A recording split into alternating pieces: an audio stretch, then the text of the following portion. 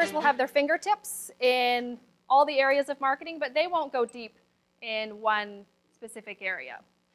So this wheel could be filled in, and Roger knows this. This wheel could be filled in several different segments. I'm going to call out what I would say are probably the 7 most relevant to what we do here in the sports world. So I'm going to start with sports marketing. And those who don't work in the industry think that all marketing that's done in sports is called sports marketing. But actually, sports marketing is specific to athletes and events. So it's important to make that distinction.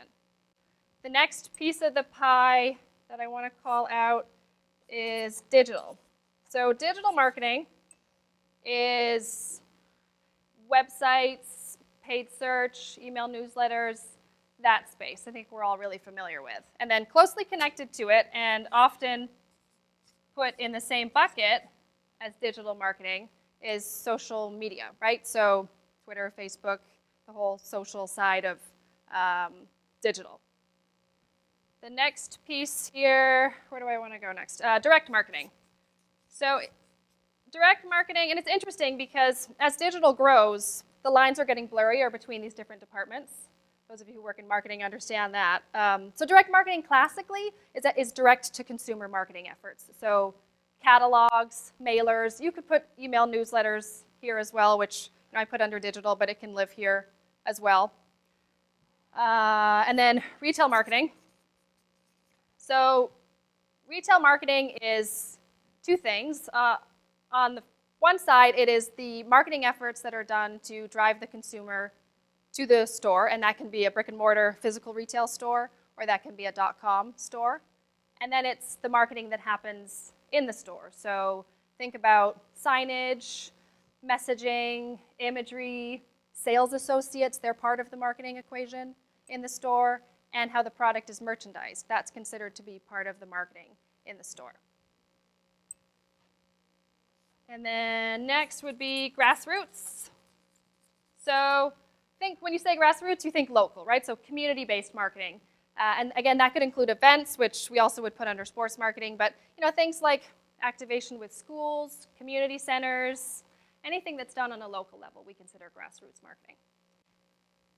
And then the last one I want to put on our pie, and again, you could segment this marketing wheel a number of different ways, but I want to focus on these main areas. So the last one I want to put on is advertising. Another thing I often get asked is, what's the difference between marketing and advertising? It's a tricky question, right? So the difference between marketing and advertising is marketing is a whole set of strategic and planning functions that include numerous sub-functions that are aimed at connecting a product or a service with a target consumer. Advertising is a much smaller function under marketing. So advertising, we all understand advertising, right? We think about print ads, TV commercials, that sort of work, but marketing is the much broader umbrella that overshadows advertising.